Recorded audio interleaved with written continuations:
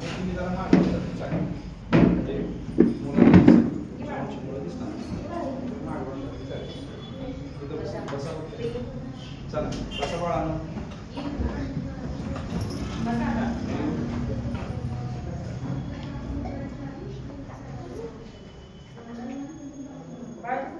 नाही जरा मागे सर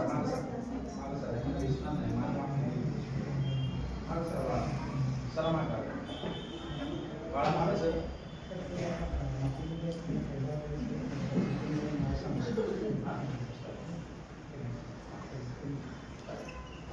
बरं आज आपला या बालगोपाल संस्कार वर्गाचा पहिला दिवस आहे नाही ऍक्च्युली दुसरा दिवस आहे. आपण पहिल्या दिवशी म्हणजे मागच्या रविवारी जो पहिला सेशन झाला त्या सेशन मध्ये आपण काय केलं तर या पूर्ण वर्गाची रूपरेषा काय आहे याची आपल्याला कल्पना दिली बरोबर. आता या दिवसापासून आपण काय करणार आहोत प्रत्यक्ष अध्यापन वर्गाला सुरुवात करणार संस्कार वर्गाला सुरुवात करणार. संस्कार वर्गात आज प्रत्यक्षपणे सुरुवात होणार. आता या संस्कार वर्गामध्ये आपण काय करणार आहोत याची पूर्वकल्पना आपल्याला दिलेली आहे. तरी सुद्धा आपण थोडस रिव्हिजन म्हणून थोडस एक 2 मिनिटांमध्ये सांगतो की आज आपण एक कथा घेणार आहोत. आता कथा ह्या आपण कोणते घेणार आहोत याची पहिल्यांदा आपल्याला माहिती असायला पाहिजे. आपण या ठिकाणी येतोय यामध्ये आपल्याला माहिती आहे हा हरिकृष्णाचा संवाद आहे बरोबर. आपण ज्या कथा घेणार आहोत त्या सगळ्या कथा ह्या कोणाच्या असणार आहेत जरा अंदाज असेल तुम्हाला कोणाच्या सांगा बरं. भगवान श्रीकृष्णांच्या आहे की नाही. भगवान श्रीकृष्णांच्या त्यांच्या खूप चांगल्या कथा आहेत. तुम्ही बघितल्या पण असतील ऐकलेल्या पण असतील नाही का. तर या कथा आपण एक घेणार आहोत तत्पूर्वी आणि या कथा झाल्यानंतर पुन्हा आपण एक लेसन पण घेणार आहोत. लेसन म्हणजे काय धडा. धडा याचा अर्थ आपल्या पाठ्यपुस्तकाचा धडा नाही कारण माझ्या माहितीवर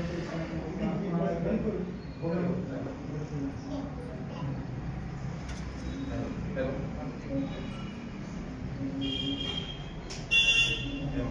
हेलो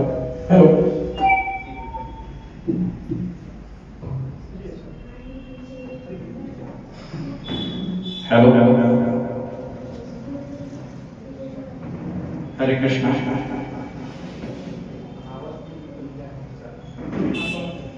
हरे कृष्णा हरे कृष्णा हरे कृष्णा हरे कृष्णा हरे कृष्णा. चला ठीक आहे. तर मी पहिल्यापासून तुम्हाला सांगतो की आता ह्या ज्या काय आपण या संस्कार वर्गामध्ये कथा पाहणार आहोत त्या सर्व कथा कोणाच्या जीवनावर आधारित आहेत. भगवान श्री कृष्ण आहे की नाही. आणि त्यानंतर प्रत्येक कथेनंतर एक लेसन असणार आहे धडा असणार आहे. आता हा धडा म्हणजे आपल्या पाठ्यपुस्तकातला धडा नाहीये तर धडा म्हणजे काय शिकवण असणार आहे. आलं लक्षात. आपल्या या कथेतून आपल्याला काय शिकवण मिळाली ती शिकवण असणार आहे. लक्षात आलं सर्वांना. तर अशा प्रकारची ही रूपरेषा आहे. आता आपण पहिल्यांदा काय करू पहिला वर्ग आहे पहिला दिवस आहे तर आपण सर्वांनी आपल्या प्रत्येकाचं इथं ओळख सांगायची. आलं लक्षात. उठायचं आहे आणि आपलं नाव सांगायचं आहे ठीक आहे. आणि आपण कितवीत आहोत कितवीत शिकत आहोत एवढं सांगायचं. लक्षात आलं सगळ्यांना लक्षात आलं का. जर समजलं असेल तर येस होय असं म्हणायचं ठीक आहे. म्हणजे मला लक्षात येते की तुम्हाला समजले. चला बाळा तुझं सांग नाव.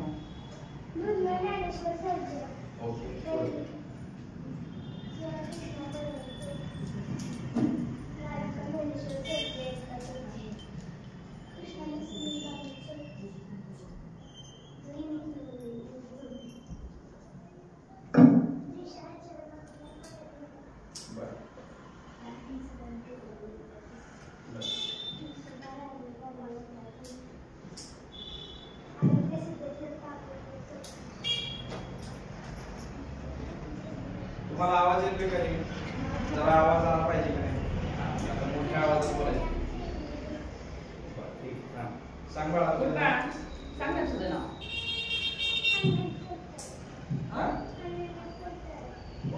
अनन्या पडतंय व्हेरी गुड. काव्या बरं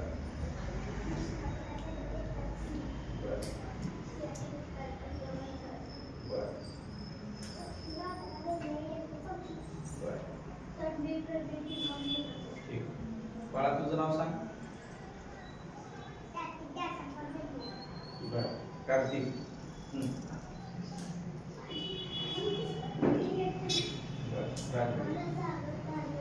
ओम भरत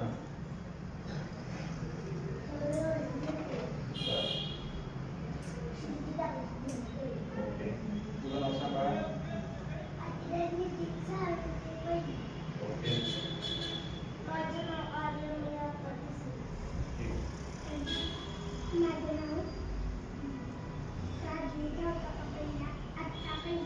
बर ठीक बोला दोघंच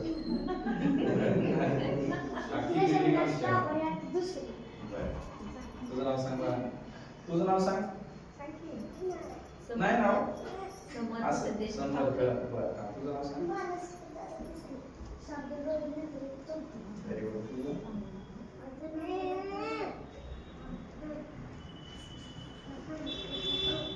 ठीक आहे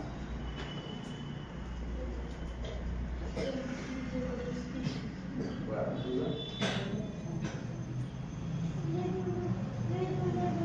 ठीक आहे आता पाच जरा लक्ष द्या आपण आपलं नाव सांगत असताना स्पष्ट भाषेत स्पष्ट उच्चारासह सांगायचं लक्षात आलं नेक्स्ट टाइम जरा सगळ्यांनी लक्ष द्यायचं हा चला आता पुढे आज पहिल्यांदा आपल्याला लगेचच कथेला सुरुवात नाही करायची तर अगोदर आपल्याला काही मंत्र आहेत ते मंत्र आपल्याला म्हणायचे काही स्तोत्र आहेत ते आपल्याला म्हणायचे आलं लक्षात तर मी आपल्या महाराजांना विनंती करतो की त्यांनी मंगळाचरण घ्यावं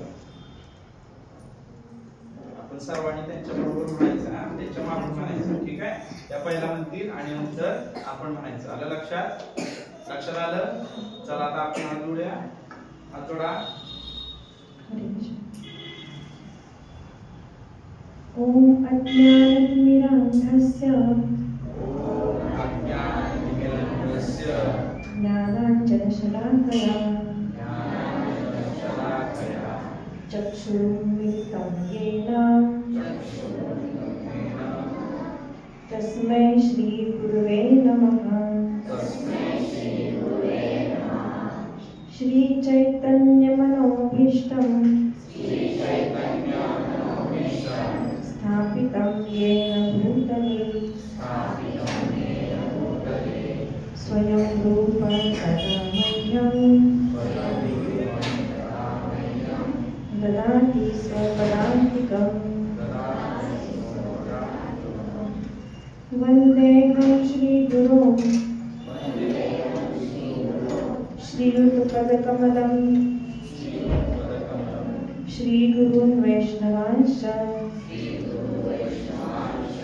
श्रीरूपं साग्रजातं सहगण रघुनाथान्वितं तं सजीवं सामवेदं सावधूतं परिजनसहितं कृष्णचैतन्यदेवं श्रीराधा कृष्णपादान् सहगणललिता श्रीविशाखान्वितांश्च हे कृष्ण करुणा सिंधो दीनबन्धो जगत्पते गोपेश गोपिका कान्त राधा कान्त नमोस्तुते तप्त काञ्चन गौराङ्गी राधे वृन्दावनेश्वरी वृषभानुसुते देवी प्रणमामि हरिप्रिये वाञ्छाकल्पतरुभ्यश्च कृपा सिन्धुभ्य एव च पतितानां पावनेभ्यो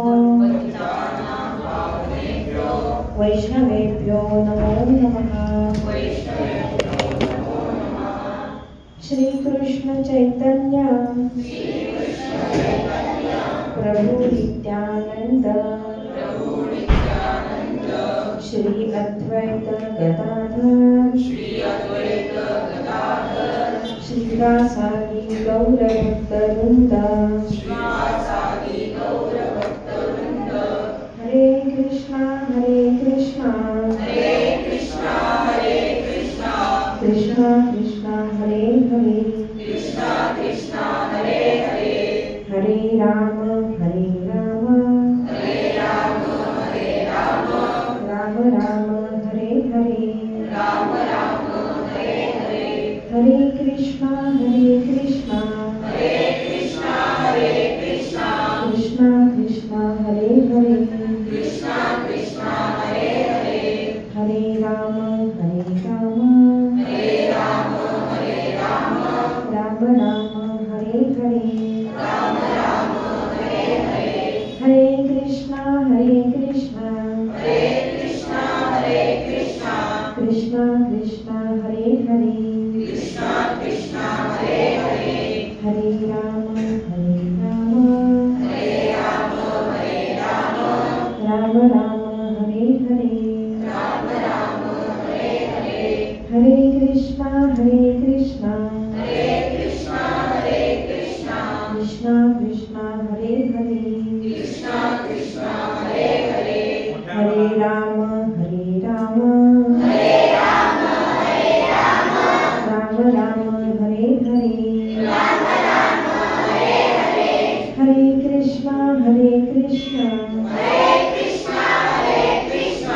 कृष्णा कृष्णा हरे हरे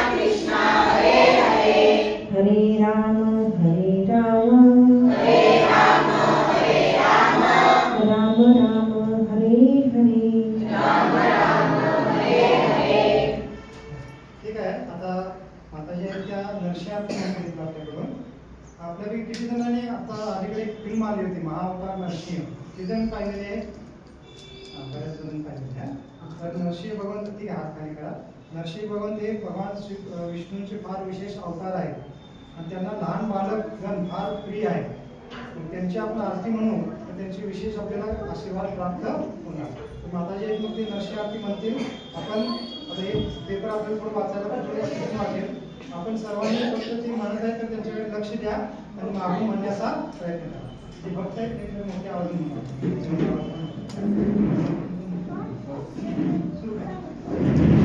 हात जोडल्यानंतर चालतील काय असं ठेवा. हात जोडल्यानंतर चालेल. हात जोडल्यानंतर तर चालेल. खाली करा, निवांत बसा. आता हात जोडायला नको सांगायला. ठीक आहे. नमस्ते नरसिंहाय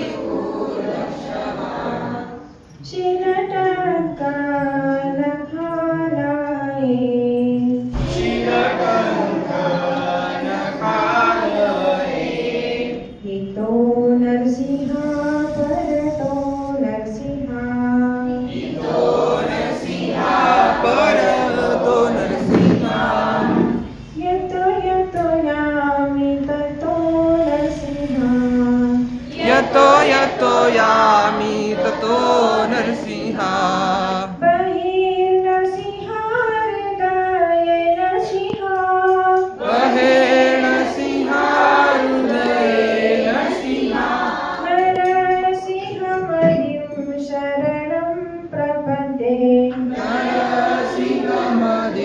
शरणं प्रपदे तव कर कमलवरे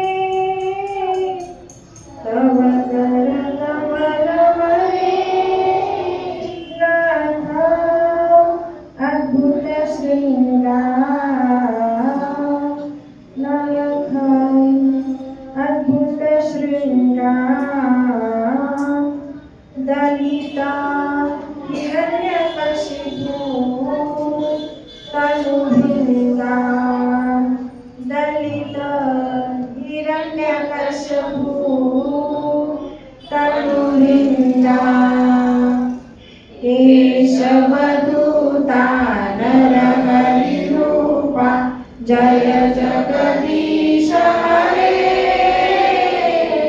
जय जगदीश हरे जय जगदीश हरे जय केशवदूता नरहरिरूपा जय जगदीश हरे जय जगदीश हरे जय जगदीश हरे जय विघ्न विनाशक नरसिंहदेव विघ्न विनाशक नरसिंहदेव जय विघ्न विनाशक नरसिंहदेव विघ्न विनाशक नरसिंहदेव जय प्रहलाद महाराज प्रहलाद महाराज प्रहलाद महाराज जय प्रहलाद महाराज जय प्रहलाद महाराज प्रहलाद महाराज प्रहलाद महाराज जय प्रहलाद महाराज हरे कृष्णा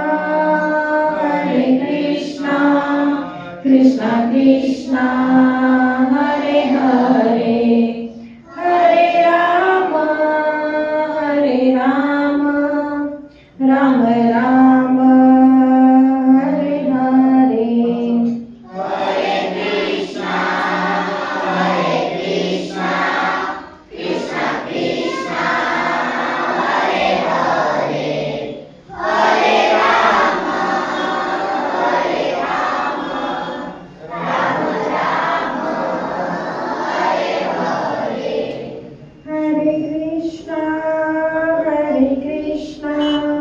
कृष्णा कृष्णा हरे हरे हरे राम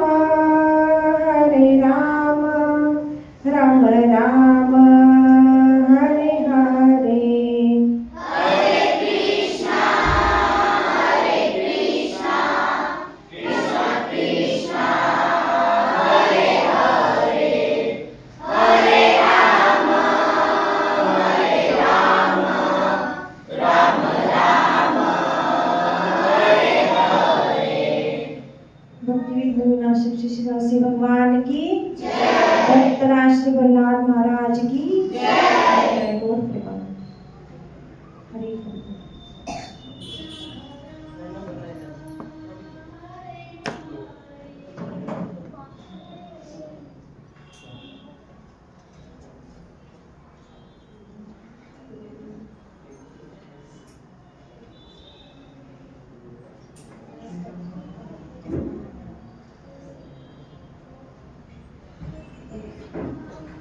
आता आपण भगवद्गीतेतला पहिला श्लोक घ्यायचा आहे. भगवद्गीता कोणाकोणाकडे आहे? सगळ्यांकडे आणली कोणी कोणी आणली? ज्यांनी आणले त्यांनी पहिला पेज उघडायचं त्याचं.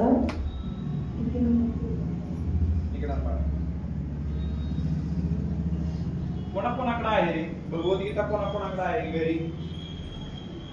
अरे वा, व्हेरी गुड. एवढ्या भगवद्गीता जशी आहे तशी जरी नाही ठेवायची, हाडायची बरोबर. पुढच्या वेळेला आपण आणूया.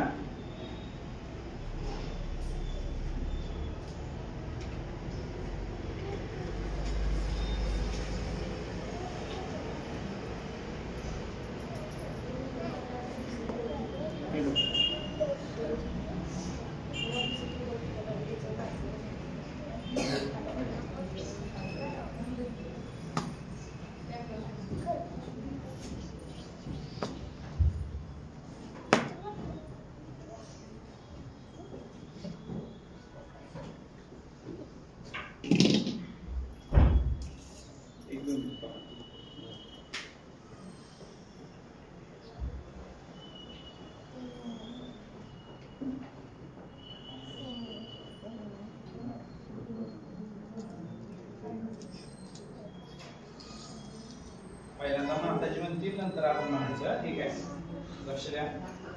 भगवद्गीतेत एकूण 18 अध्याय आहे, त्यातला पहिला पाठ चालू करतोय. तर त्या अध्यायाचं नाव आहे अर्जुन विषाद योग. काय नाव आहे? त्यातला पहिला श्लोक आहे धृतराष्ट्र उवाच. म्हणजे कोण म्हणाला? धृतराष्ट्र. कोणाकोणाला माहिती धृतराष्ट्र कोण होते? कौरवांचे वडील होते ना धृतराष्ट्र. महाभारतामध्ये आपण पाहिलं आहे एक युद्ध झालं. कोणामध्ये झालं? पांडव आणि कौरव. तर ते कौरवांचे वडील धृतराष्ट्र आणि ते म्हणतायत काय? धर्मक्षेत्रे कुरुक्षेत्रे समवेतायुत्सवा मामका पांडवाश्चैव किं कुर्वत संजय. धृतराष्ट्र म्हणाले धर्मक्षेत्रे कुरुक्षेत्रे समवेतायुत्सवा मामका पांडवाश्चैव किं कुर्वत संजय. धर्मक्षेत्रे कुरुक्षेत्रे समवेतायुत्सवा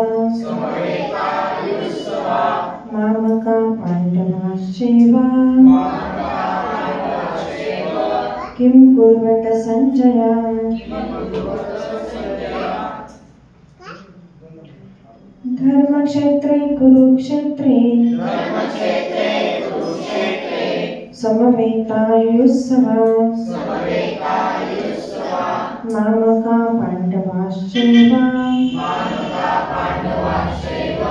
किं कुर्वत संजय. धर्मक्षेत्रे कुरुक्षेत्रे समवेतायुत्सवा मामका पांडवाश्चैव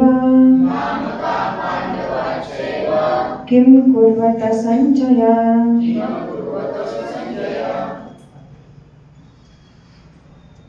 धृतराष्ट्र म्हणाला, हे संजया, कुरुक्षेत्र या पवित्र धर्मक्षेत्रावर एकत्रित आल्यानंतर युद्धाची इच्छा करणाऱ्या माझ्या आणि पांडूच्या पुत्रांनी काय केले?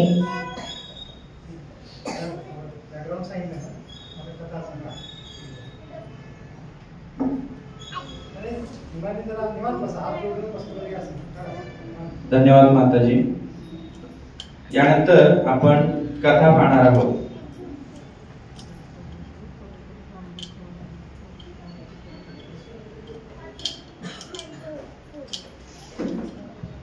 तर जी आज आपण कथा पाहणार आहोत ती श्री भगवान श्रीकृष्णांची आहे. तत्पूर्वी आपण ही जी कथा पाहणार आहोत ती भगवान श्रीकृष्णांच्या जन्माची आहे की नाही. आता पहा, ही फार फार वर्षांपूर्वीची, सुमारे 5000 वर्षांपूर्वीची कथा आहे. त्या काळी आपल्या पृथ्वीवर अनेक राजांचे, जरा लक्ष द्या, सगळं खाली ठेवा. आता आपण कथा ऐकायला लागलोय ना, मग बोलायचं असतं का एकमेकांशी? नाही ना बोलायचं. ठीक आहे, सगळ्यांनी लक्ष द्यायचं, लक्ष द्यायचं.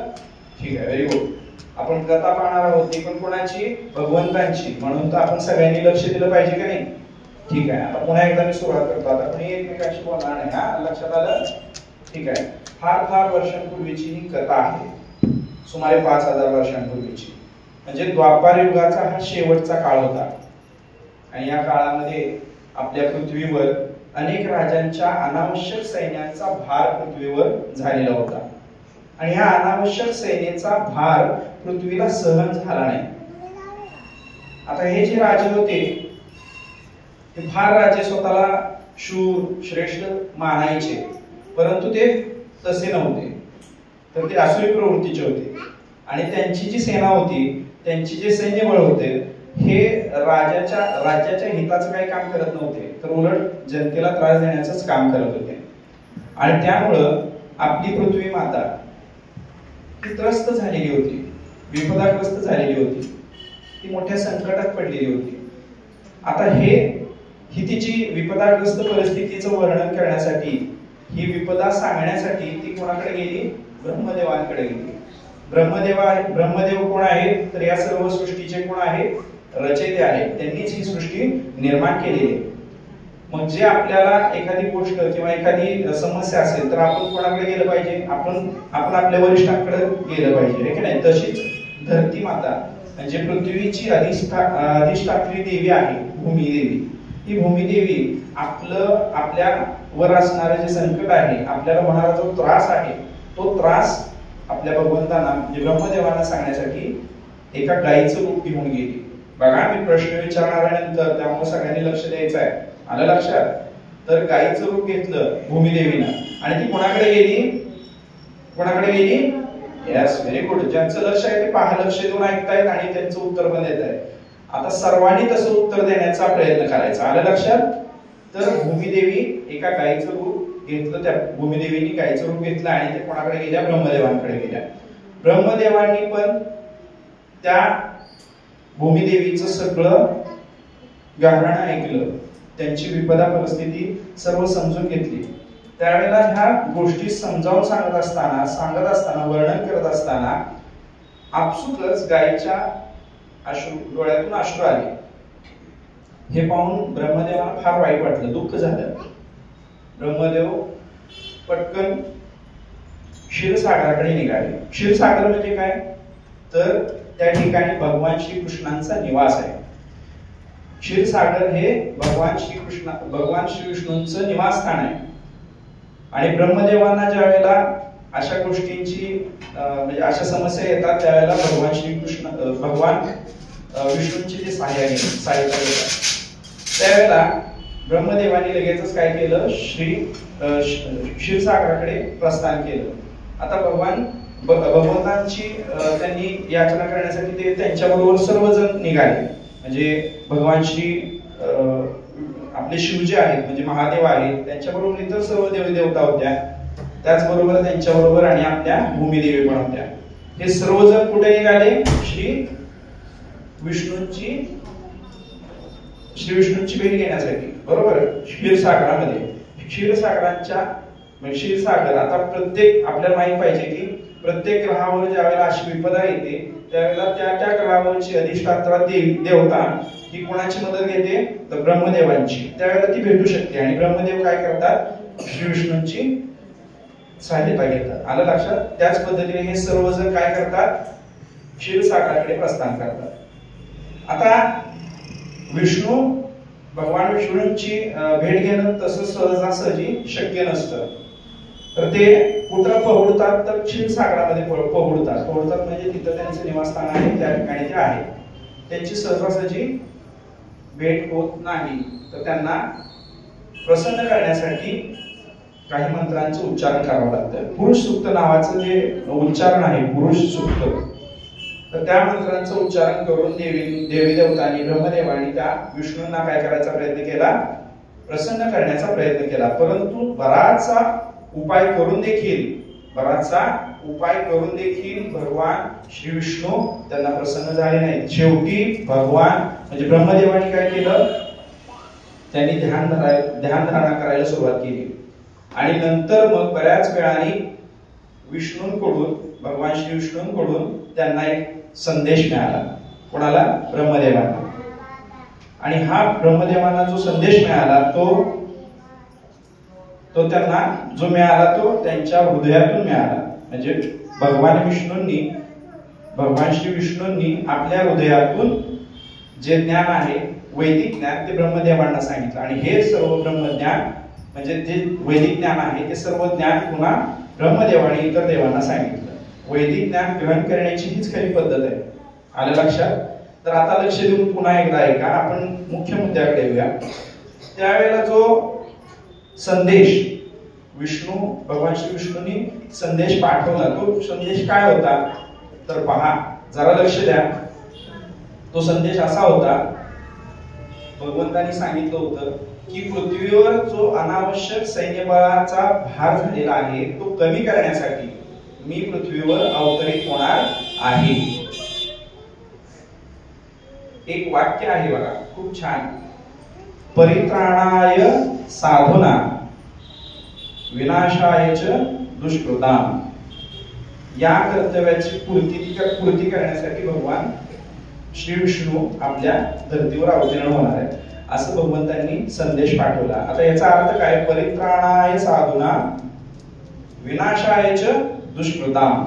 परित्राणाय साधुना म्हणजे काय?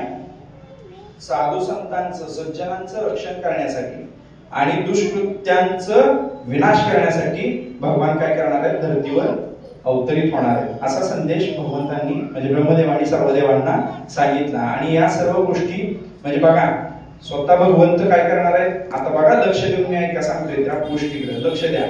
तर भगवंतांनी काय सांगितलं? पृथ्वीवरचा जो काही सैन्यदळाचा भार आहे, सैन्यबळाचा भार आहे, तो कमी करण्यासाठी मी स्वतः अवतरित होणार आहे. म्हणजे काय पहा, शुद्ध भक्तांच्या हाकेला स्वतः भगवंत धावून येतात. भगवंतांना सांगायला येत होतं कडे की ब्रह्मदेव तुम्ही स्वतः जावा आणि ते सगळं तिथलं ते जे काय त्यांची परिस्थिती आहे ती सगळी तुम्ही स्वतः सॉल्व्ह करा, बरोबर काय? ब्रह्मदेवांना सांगता आलं असतं, इतर देवांना पण सांगता आलं असतं नाही भगवान विष्णूंना, परंतु स्वतः भगवंत विष्णूंनी काय सांगितलं की मी स्वतः तिथं अवतरित होणार आहे. मला एवढंच सांगायचंय की भगवान श्री विष्णू म्हणजेच आपले श्रीकृष्ण जे आहेत ते स्वतः भगवंत आपल्या भक्तांसाठी काय करतात? स्वतःहून आपली मदत करतात. लक्षात आलं का? इतरांच्या सहाय्याने नाही करत, ते स्वतः आपल्यासाठी येतात.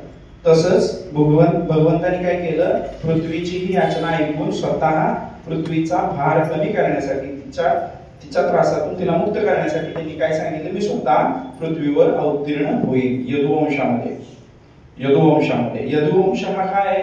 फार धार्मिक वृत्तीचे ते राजे होते. यदुवंशातील शूरसेन असतील, हे सर्व राजे कसे होते? फार धार्मिक वृत्तीचे होते, चांगले होते, म्हणजे धार्मिक कार्य करणारे भगवंतांचे शुद्ध भक्त होते. आणि त्यांच्या यादव कुळामध्ये भगवंत जन्म घेणार होते. परंतु त्यावेळेला ब्रह्मदेवाने हे पण सांगितलं की सर्व देवी देवतांनी काय केलं पाहिजे? आपले ज्या प्रभू आपले जे भगवंत आहेत ज्या वेळेला पृथ्वीवर येणार आहेत त्याच्या अगोदरच सर्व देवी देवतांनी काय केलं पाहिजे? वेगवेगळ्या कुटुंबांमध्ये, धार्मिक कुटुंबांमध्ये जन्म घेतला पाहिजे. तर त्या पद्धतीने सर्व देवी देवतांनी जन्म घ्यायला सुरुवात पण केली. बघा, भगवंत ज्या वेळेला पृथ्वीवर अवतरण होणार होते त्याच्या अगोदरच बऱ्याच देवी देवतांनी आपल्या पत्नींसह पृथ्वीवर काय केले? वेगवेगळ्या कुटुंबामध्ये जन्म घ्यायला सुरुवात केली.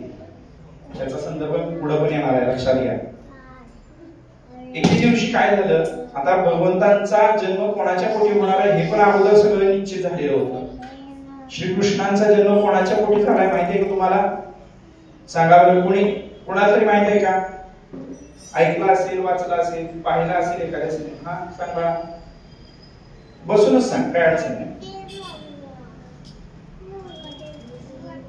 हा, यशोदा मातेच्या पोटी यांचं उत्तर ठीक आहे. बरं, तर भगवान श्रीकृष्णांचा जन्म देवकीच्या पोटी झालेला आहे का नाही? वसुदेव आणि देवकी यांच्या पोटी जन्म झालेला आहे. आणि त्यानंतर यशोदा मातेचा त्यांनी सांभाळ केलेला आहे. ही पण कथा आपण नंतर पाहणार आहोत. आलं लक्षात? बघा मी काय सांगतोय, भगवान श्रीकृष्णांची जन्मदात्री आई कोण आहे? जन्म देणारी आई देवकी आहे आणि सांभाळ करणारी आई यशोदा आहे. भगवान श्रीकृष्ण किती भाग्यवान आहेत बघा, 2-2 आयांचं त्यांना काय मिळालं? प्रेम मिळालं आहे की नाही? आपल्याला एकाच आईचं मिळते, पण भगवंतांना किती भाग्यवान आहेत बघा बरं. किंवा ते भगवंत त्या दोन्ही आई किती भाग्यवान आहेत की भगवान श्रीकृष्णांच्या त्या आई झाल्या आहे की नाही? असो, तर याच्या पूर्वीची कथा मी तुम्हाला सांगतो. शूरसेन नावाचे जे राजे होते यादव कुळात, यदुवंशाचे, ते फार धार्मिक वृत्तीचे होते. त्यांचा मुलगा, त्यांचे पुत्र वसुदेव, पहा लक्ष द्या, मी पुन्हा नावं विचारणार आहे सगळ्यांची, हा, त्यामुळे सगळ्यांनी लक्ष द्यायचं. तर वसुदेव हे त्यांचे पुत्र फार शूर परंतु तसेच सर्वश्रेष्ठ नीतिवान पण होते, शुद्ध भक्त होते. त्यांचा विवाह झाला देवकी यांच्याशी. देवकी ह्या कोणाच्या पुत्री आहेत? देवक नावाचे जे राजे होते त्यांच्या त्या पुत्री. यांचा दोघांचा हा विवाह झाला. आता विवाह झाल्यानंतर देवकी आणि त्यांचे पती वसुदेव हे आपल्या घरी चाललेले होते. घरी जात असताना त्यांची जी मिरवणूक चाललेली होती ती रथातून चाललेली होती. देवकांनी आपल्या पुत्रीला भरपूर हुंडा दिलेला होता. 400 घोडे, 400 हत्ती, 1500 घोडे, 1800 रथ.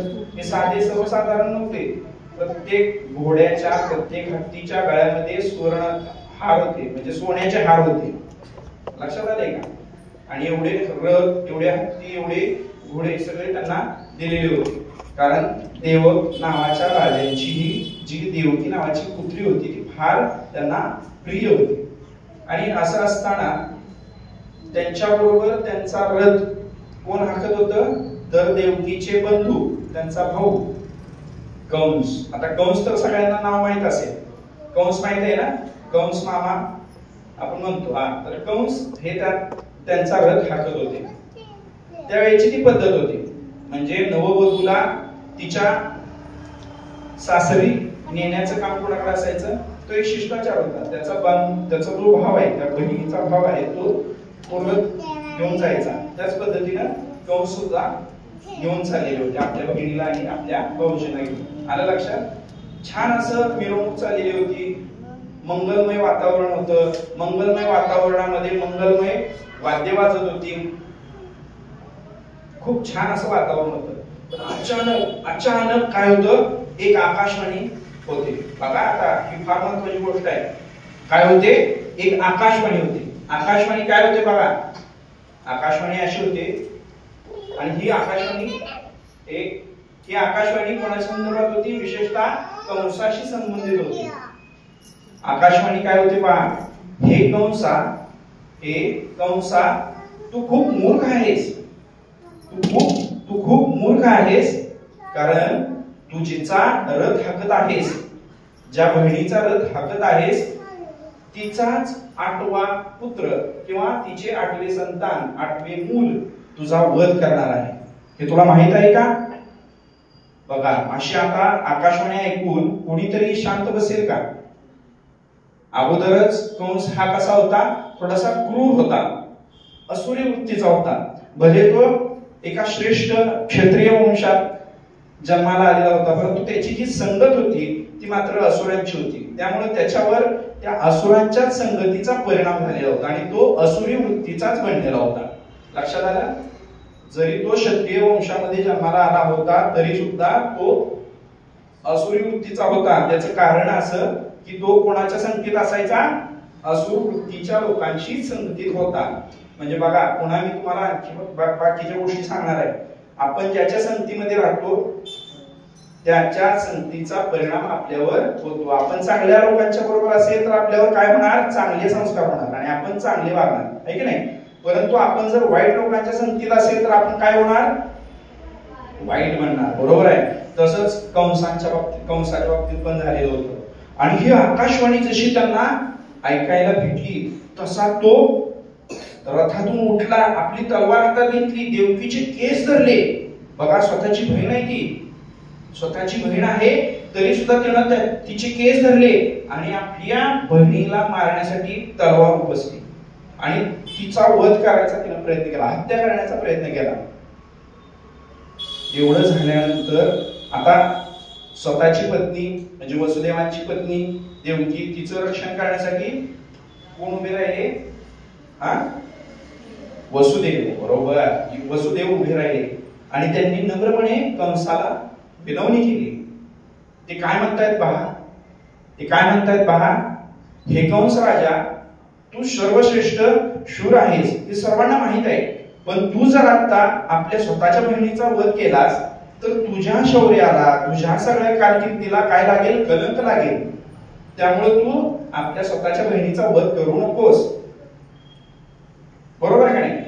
बघा, प्रत्येक मनुष्याचं कर्तव्य आहे की आपल्या बहिणीचं, लहान बहिणीचं, बहिणीभावंडांचं रक्षण करायचं. हे आपलं प्रत्येक माणसाचं कर्तव्य आहे, हे मनुष्याचं कर्तव्य आहे. हे सगळं सांगून सुद्धा वसुदेव सर्व सांगत होते, विनम्रपणे सांगत होते, परंतु कंसाला त्याचा काही परिणाम झाला नाही. एवढा सदुपदेश केला. सदुपदेश म्हणजे काय रे? चांगला उपदेश केला. बघा, विनवणी केल्या. कुणी केल्या रे विनवणी? हे जरा लक्ष द्या बरं, काय जणांचं लक्ष नाही. हा, कुणी विनवणी केल्या? Very good. वसुदेवानी केल्या. कुणाला केल्या? कंसाला विनंती केली. काय केली विनंती?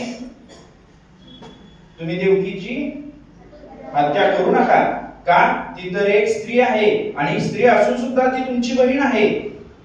म्हणजे बहीण आहे, स्त्री आहे आणि तुम्ही तिचा वध करताय, तिची हत्या करताय. वध नाही म्हणायचा, हत्या करत आहात. हे फार मोठं तुमच्या शौर्याला, तुमच्या कीर्तीला कलंकित करणार आहे. शिवाय आपलं मनुष्य धर्माचा एक धर्म आणि कर्तव्य आहे की आपल्या बहिणी भावंडांची रक्षा करायचं आणि तुम्ही तर विपरीतच वागायला लागला. एवढं सांगून, एवढा चांगला सदुपदेश देऊन सुद्धा कंसाच्या मनावर काही परिणाम झाला नाही. त्याचं कारण असं होतं, तो काय होता? येस, व्हेरी गुड, असुरी प्रवृत्तीचा होता. बघा, असुर आणि सूर यांच्यामध्ये फक्त एकच फरक आहे. बघा, सूर आणि असुर. सूर म्हणजे काय? सूर म्हणजे काय? समानार्थी शब्द माहित असतील बऱ्यापैकी सगळ्यांना. सूर म्हणजे देव आणि असुर म्हणजे राक्षस. लक्षात आलं? सूर म्हणजे देव आणि असुर म्हणजे राक्षस. या दोघांमध्ये एकच फरक आहे. बघा काय फरक आहे. असुर वृत्तीचे जे लोक आहेत त्यांना सदुपदेश करून सुद्धा त्यांना त्यांच्या मनावर काही परिणाम होत नाही. सदुपदेश त्यांच्या म्हणजे त्यांच्या मनावर त्यांना ते रुचत नाही. लक्षात आलं? आणि सूर वृत्तीचे लोक कोणाला मानायचं? ज्यांना सदुपदेश ते आपल्याला म्हणजे सदुपदेश आपल्या वागण्यामध्ये आणतात किंवा आपल्या जगण्यामध्ये, जीवनामध्ये त्याचं आचरण, त्या पद्धतीने आचरण करतात. म्हणजे सदुपदेशाप्रमाणे आपल्या जीवनामध्ये ते वागण्याचा प्रयत्न करतात. ध्यानात आलं? दोन फरक लक्षात आले? दोघांच्यातले फरक लक्षात आले? मग आपण सूर प्रवृत्तीचे होणार की असुर प्रवृत्तीचे होणार? येस, व्हेरी गुड, सूर प्रवृत्तीचे. सूर प्रवृत्तीचं व्हायचं असेल तर आपल्याला काय करायला पाहिजे? सांगा बरं पटकन. चांगलं वागायला पाहिजे. याचा अर्थ काय? समजा आपल्याला आपल्या वरिष्ठांनी चांगली गोष्ट जर सांगितली, एखादा चांगला उपदेश केला तर आपण त्या उपदेशाप्रमाणे वागलं पाहिजे का नाही? बरं, मगापासून मी सांगतो सगळ्यांना की तुम्ही सगळ्यांनी लक्ष दिलं पाहिजे. पण तुम्ही देताय का रे? काही जण छान लक्ष देत आहेत आणि काही जण इकडे तिकडे करायला गेले आहे की नाही? मग तुम्ही तसं वागलं पाहिजे का? नाही. तर सूर आणि असुर यांच्यात फरक लक्षात आला तुम्हाला? ठीक आहे. तर असुर प्रवृत्तीच्या कंसाला याचा काही परिणाम झाला नाही. तरी सुद्धा नंतर मात्र वसुदेवाने त्यांना काय सांगितलं पहा पुन्हा एकदा. हे कंसा, तुला भीती आहे कशाची? तुझ्या मृत्यूची. पण तो भविष्यात होणार आहे, आता लगेच होणार आहे का? देवकीच्या 8व्या संतानामुळे तुझा वध होणार आहे. तो आता लगेच होणार आहे का? मग तुला भय कोणाचा आहे? त्या पुत्राचा आहे. तुझ्या बहिणीचा आहे का? नाही. बर, अजून दुसरी गोष्ट, तू जसा जन्माला आला तसा तुझा मृत्यू देखील त्यावेळेला निश्चित झालेला आहे. असं मला सांगा, तुम्ही आता जगामध्ये असा कोणी तर आहे का जन्माला आलाय आणि तू कधी मरणारच नाही? नाही. जो जन्माला आलाय, ठीक आहे, ओके. आता आपण पुढची कथा नंतर घेऊ. 1-2 मिनिटं फक्त संपू आणि नंतर आपण एक लेसन घेऊ. हा, ठीक आहे. आता पहा, भगवंत काय वसुदेव काय म्हणतात? तुम्हाला थोडीशी म्हणजे देवकीपासून काही भीती नाही. तर ते कोणापासून भीती आहे? देवकीच्या 8व्या पुत्रापासून किंवा मुलापासून. इथं आपण थांबूया, ठीक आहे. याच्या पुढची कथा आपण पुढच्या वेळेला घेऊ. फार चांगली कथा आहे, लक्षात घ्या. यानंतरची तर फार कथा चांगली आहे, त्यामुळे सगळ्यांनी पुढच्या वेळेला यायचं. आता याच्यातून आपण काय शिकलो जरा सांगा बरं. बघा, मी सांगतो तुम्हाला. पहिली महत्वाची गोष्ट, आपली जी पृथ्वी आहे तिची अधिष्ठात्री देवी कोण आहे? अधिष्ठित्री देवी कोण आहे? यस, भूमिदेवी. भूमिदेवीला काय आवडलं नाही? कशामुळे तिला त्रास झाला? अनावश्यक सैन्य बळाचा, आहे की नाही? म्हणजेच काय, जे पृथ्वीवर वाईट वागतात. बघा मी काय म्हणतोय पुन्हा एकदा लक्ष देऊन. आता हा सगळ्यात महत्वाचा विषय आहे. आपल्याला समजून घेण्याचा हा भाग महत्वाचा आहे. हा, लक्षात घ्या. पृथ्वीला काय आवडलं नाही रे? वाईट वागणाऱ्यांचं वागणं आवडलं नाही. जे इतरांना म्हणजे साधू संतांना म्हणजे सज्जन लोकांना जे त्रास देतात त्यांचं वागणं पृथ्वीला आवडलं नाही. आवडेल का कोणाला तरी? मग मला तुम्ही सांगा ते आवडलं नाही. दुसरी गोष्ट, आता ज्या वेळेला पृथ्वीला ह्या गोष्टीचा त्रास व्हायला लागला त्यावेळेला त्यांनी कोणाची मदत घेतली? येस, ब्रह्मदेवांची. आणि ब्रह्मदेवांनी कोणाची घेतली सहायता? व्हेरी गुड, विष्णूंची घेतली. आता मला तुम्ही सांगा, बघा मी काय सांगतोय ऐका. मग भूमिदेवीने आपल्याला एक छान असा धडा शिकवला बा. ज्या वेळेला आपल्याला एखादी समस्या येते, ज्या वेळेला एखाद्या आपल्याला समस्या येते, त्रास होतो, प्रश्न सोडवले जात नाही, समस्या येते, त्यावेळेला आपण कोणाचं शरण घेतलं पाहिजे? आपल्या वरिष्ठांचं. वरिष्ठ म्हणजे कोण? हा, बरोबर आहे, आपले आई वडील असतील, आपले गुरु असतील, आहे की नाही? मग या लोकांचा आपण काय केलं पाहिजे? आश्रय घेतला पाहिजे. त्यांनी सांगितलेले उपदेश आपल्या आचरणात आणले पाहिजे. बरोबर का नाही? बघा, एवढ्या मोठ्या धरित्रीने काय केलं? ब्रह्मदेवांची सहायता घेतली. ब्रह्मदेवांना पण ते सोडवता आलं नाही, तर ब्रह्मदेवांनी काय केलं? कोणाची सहायता घेतली? विष्णूंची सहायता घेतली. जर भगवान किंवा देवी देवता जर आपल्या वरिष्ठ भगवंतांची जर सहायता घेत असतील, त्यांच्या दिलेल्या उपदेशानुसार संदेशानुसार वागत असतील, तर आपल्याला वागायला काय अडचण आहे का? म्हणजे बघा, पृथ्वी देवीनं म्हणजे भूदेवीनं आपल्याला काय सांगितलं? भूमिदेवीनं हा सगळ्यात महत्वाचा लेसन दिलेला आहे. काय दिला? आपण आपल्या वरिष्ठांच्या म्हणजे सदुपदेशाप्रमाणे आपलं आचरण करायचं. आपल्याला एखादी समस्या निर्माण झाली, आपण एखाद्या संकटात असो, तर आपण कोणाची? आई वडिलांची नाही, तर आपल्या भगवंतांची, पहिल्यांदा भगवंताचा आश्रय घेतला पाहिजे. कारण भूमिदेवी कोणाच्या आश्रयाला गेली? ब्रह्मदेवाने. ब्रह्मदेव कोणाच्या आश्रयाला गेले? बरोबर. म्हणजे ज्या वेळेला आपल्याला एखादी समस्या किंवा एखादा आपल्याला संकट येतं, त्यावेळेला आपण कोणाचा आश्रय घेतला पाहिजे? बोला पटकन. वरिष्ठांची अजून म्हणताय तुम्ही, भगवंतांचा पहिल्यांदा शरण घेतलं पाहिजे. त्यानंतर मग भगवंत काय करतील? आपल्या वरिष्ठांच्या माध्यमातून आपल्याला मदत करतील. बघा तुम्ही मला सांगा, भूमिदेवीनं पहिला तर कोणाकडे याचना केली? ब्रह्मदेवाकडे. मग ब्रह्मदेवाने पुन्हा काय केलं? विष्णूंच्याकडे. बरोबर. आणि मग श्री भगवान विष्णूंनी कोणाला सांगितलं? ब्रह्मदेवाने पुन्हा काय सांगितलं? भूमिदेवीला. म्हणजेच काय करणार आहे आपण? आपल्याला येणारी एखादी समस्या असेल ती आपण काय करतो? वरिष्ठांना सांगतो. पण वरिष्ठांना कोण सांगतं? वरिष्ठ. पण त्यांच्यावर कोण आहे? भगवंत आहे. भगवंतांच्या कृपेनं आपल्याला आपले वरिष्ठ आपल्याला योग्य मार्गदर्शन करतात. दुसरी गोष्ट अशी, दुसरा लेसन सगळ्यात महत्वाचा. ठीक आहे, यानंतरचा अजून लेसन जो आहे तो आपण नंतर घेऊ. ठीक आहे, ओके. आता एक गेम घ्यायची आहे. सगळ्यांनी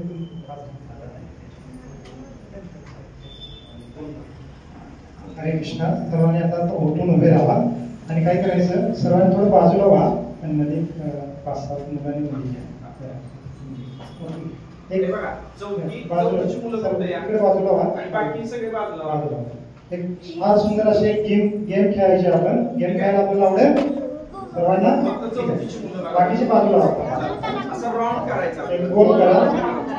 चला बाजूला व्हा सगळे. आपलं साहित्य घेऊन चला. बरं, साहित्य घ्या. म्हणजे खेळ आणि 3 मुलांना आधी करा. 3 मुलांना एक अजून गोल मोठा करा. इकडे जरा मोठा व्हा. छोटी बाकीचे जरा बाजूला बसा खाली सगळे. बरोबर. ठीक आहे. आता लक्ष द्या सगळ्यांनी, लक्ष द्या. हात पकडा सगळ्यांनी. गोल करणार आहे. ठीक आहे. तू इकडे, एक जण तू इकडे, तू इकडे आणि एक मुलगा कोणतरी घ्या. बरं, तू एक आता पहा तर हे 3 जण कोण असणार आहेत? लक्ष द्या. काय सांगतो? एक असणार आहे रावण. हा मुलगा आहे रावण. नंतर ती मुलगी मधली आहे ती सीता आहे ना. आणि ही जी मुलगी आहे तुमचं नाव काय? विदिशा. विदिशा.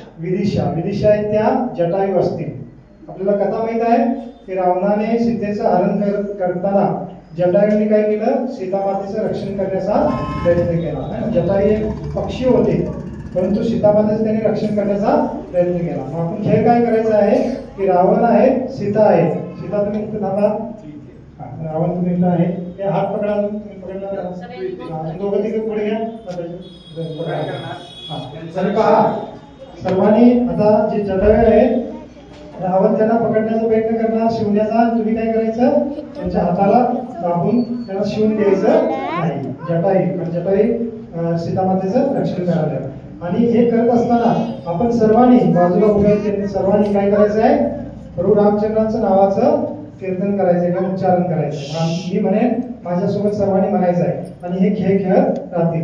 आणि जसं त्यांना शिवलं तर मग हे जे सीता आहेत त्या बाहेर जातील आणि रावण सीता म्हणतील आणि दुसरा एक मुलगा किंवा मुलगी रावण म्हणतील आणि जटायूने पुन्हा त्यांना शिवण्यापासून वाचवायचं. ठीक आहे, आपण सुरू करूया. तर सर्वांनी मागून म्हणत राहायचं, माझ्यासोबत म्हणायचं सर्वांनी. हा सुरू करा. तू मध्ये थांब, त्याला पकडून द्यायचं नाही, तू त्यांना शिवण्याचा प्रयत्न करायचा. सीतामातेला रघुपती राघव राजा राम, सर्वांनी म्हणा पतित पावन सीताराम.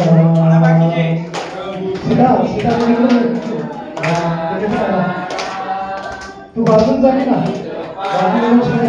सीताराम रघुपती राघव राजा राम, पतित पावन सीताराम. सर्वांनी म्हणा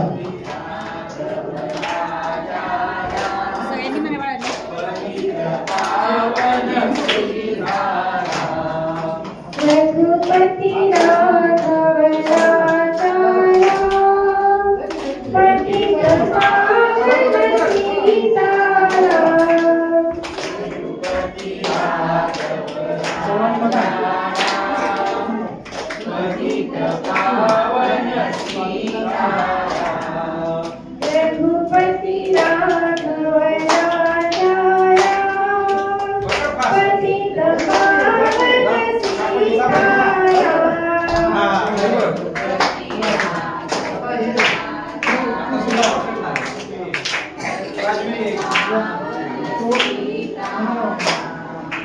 रघुपति राघव राजा राम, पतित पावन सीताराम.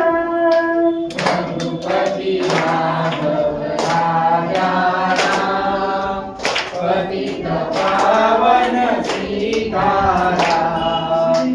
सीताराम जय सीताराम, सीताराम जय सीताराम. सीताराम जय सीताराम, पतित पावन सीताराम. सीताराम जय सीताराम, सीताराम जय सीताराम. सीताराम जय सीताराम, सीताराम जय सीताराम. रघुपति राघव राजा राम, पतित पावन सीताराम.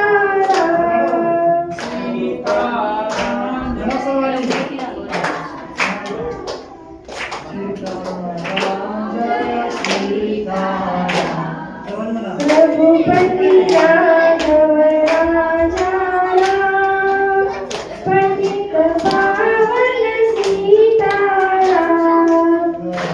रघुपति राघव राजा राम, पतित पावन सीताराम.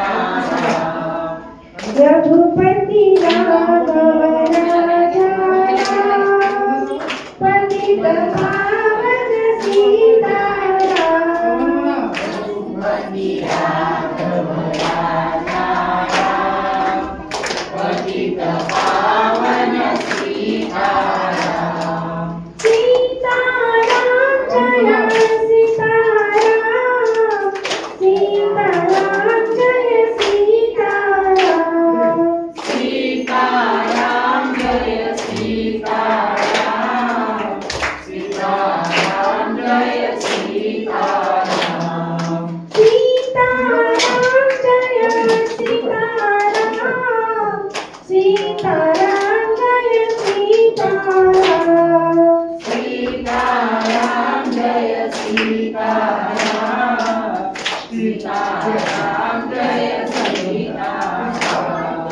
रघुपति राघव राजा राम, पतित पावन सीताराम।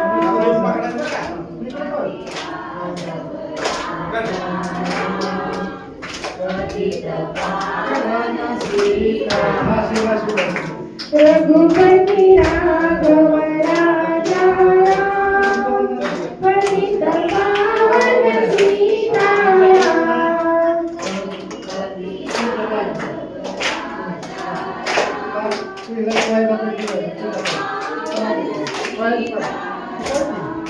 रघुपति राघव राजा राम, पतित पावन सीताराम।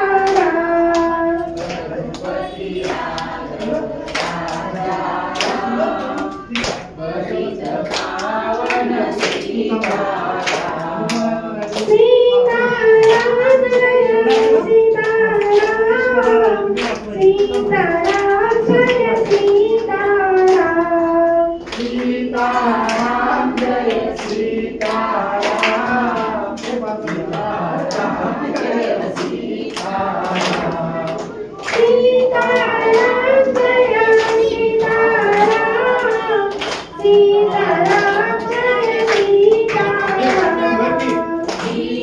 सीताराम जय सीताराम, सीताराम जय सीताराम। सीताराम जय सीताराम, सीताराम जय सीताराम। सीताराम जय सीताराम, सीताराम जय सीताराम। रघुपति राघव राजा राम, पतित पावन सीताराम।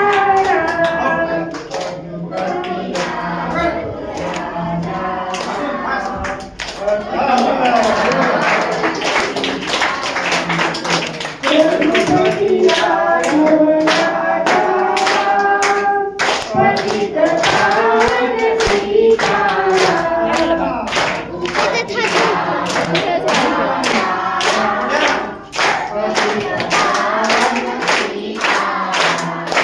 रघुपति राघव राजा राम, पतित पावन सीताराम।